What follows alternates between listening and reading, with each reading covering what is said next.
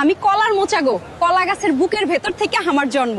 দেখতে হয়তো একটু আলাদা, কিন্তু রান্না কইরা খাইলে ভাতের লগে মজা লাগে দারুণ। গ্রামের মানুষ জানে আমার দাম, শরীরেরও উপকার করি অনেক। তাই কইতেছি আমারে হেলা কইরো না, আমি কলার মোচা স্বাদেও ভালো, উপকারেও ভালো।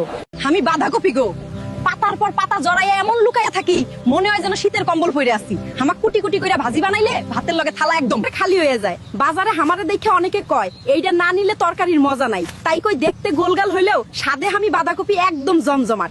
আমি তোমাদের হাসি না পার কুমড়া গো, আমার কদর বুদ্ধিমানরাই বোঝে। বেগুন ছাড়া বেগুনি হইব, কিন্তু কুমড়া ছাড়া বেগুনি হইব না। বেগুনের দাম বেশি হইলে আমাকে তখন সবাই খোঁজে। গোলগাল দেহ দেখে অনেকেই হাসে, কিন্তু তরকারির হাড়িতে গেলেই সবাই আমার প্রেমে পড়ে। মাছ কয় কুমড়া ছাড়া জমে না, ডাল কয় অরে ছাড়া স্বাদ নাই।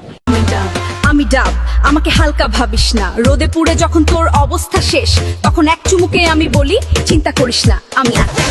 আমি ফ্রিজের ঠান্ডা না, আমি প্রকৃতির নিজের বানানো কুলিং সিস্টেম। জ্বর হলে ডাক্তার বলে বিশ্রাম নিতে, আমি বলি আমাকে খা।